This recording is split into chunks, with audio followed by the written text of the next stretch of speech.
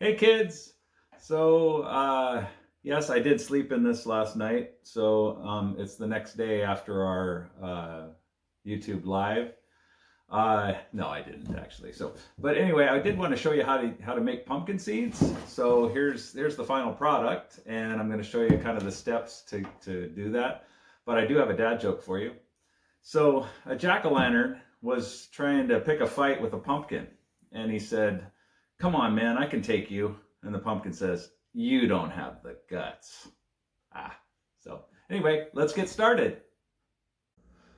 Okay, so here's the pumpkin seeds from when we carved our pumpkins. And normally I try to separate them into two bowls where you're getting rid of all the gunk at the time. But this is another way to do it. You can just put it all in one bowl. And then the seeds tend to float, right? So if you just you can kind of pick and go back and forth here, getting the seeds separated from that gunk, because we don't want that gunk, right? So you can kind of just mess with it going back and forth, and then scooping it back, and then go back into here once you get all these done. So anyway, it's a little bit of a process, but I think it's worth it because it's kind of fun to be able to cook the pumpkin seeds. So we're just going to do that for a little bit, and I'm just going to go back and forth, and then I'll come back and show you once we're close to being able to transfer these to a pan. Actually, we're going to transfer it to the pot where we're going to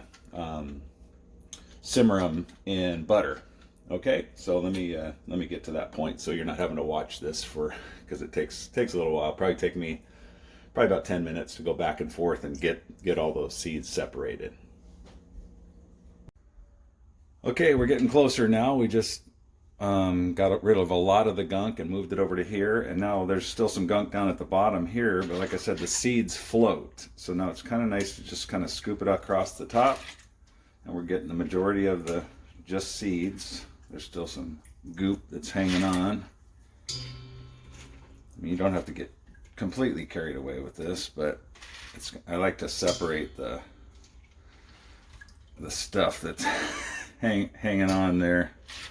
Right, so you can do this you can refine it as much as you want, but anyway, that's that step, and I'll come back to you when we're completely done here with this part. Another thing you can do too is kind of mush them in your hands, because that helps to separate the gunk as well. Hopefully it sinks down to the bottom. So anyway, yep. Let me keep working on this. Okay, so that's just about it. You're gonna have a few stragglers, so depending on how how perfect you want to get it, I don't think it's that big a deal. But we're ready to go ahead and put it in the butter, and I'll show you that now. So we want to get the butter melted before we go ahead and add these. Okay, so now we're just going to go ahead and melt our butter. I'm going to go ahead and just use a whole cube of butter for this. It might be more than we need, but that's okay. It'll just drain off. And then I'm going to make two batches of seeds, one with salt and then one without. So in case you don't like it with salt, it's still good with the butter and then baked. So I'll wait till this gets all melted, and then I'll add my seeds. Okay, so the butter's basically melted. Now I can just reduce the heat. I had it on medium high to get it melted, but now I can just reduce the heat so that I can add my seeds.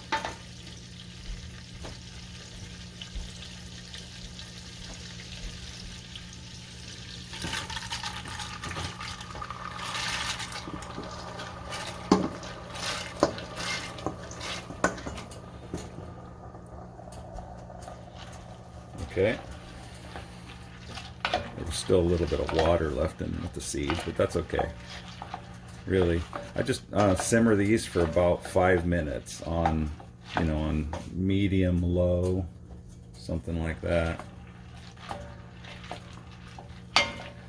And then the butter allows the salt will stick better to the seeds because it's in butter. You can do this a different way too. There's actually, if you want to cut down on the butter, there's spray butter, and that works well too. So you can just skip this part and then just put these directly on the pan. You know, maybe spray some Pam on your pan first, and then spray it with the spray butter. That works well too. So, okay. All right, so this has been simmering for about 5 minutes. Now I'm just going to go ahead and transfer it. I always like to spray my pans too with cooking spray, just to make sure they don't stick. Probably with the butter you don't need to, but just to be safe. Okay, so now we're just gonna put these out here. I'm gonna do about half, like I said, because I'm gonna do some that are with salt and some without. And the salt that I like to use is just Johnny seasoning. I think that's done well for me. Done well for me over the years. And so now, I actually didn't do this yet, but I should have preheated my oven. I want to preheat my oven to 400. And you're going to do it at 400 for about 15 minutes. So you want to preheat your oven before you put it in there. All right, so that actually looks like probably more than half I've already put out here. Okay, so for this one, I'm just going to go ahead and use the Johnny seasoning. So you just kind of sprinkle that across the top.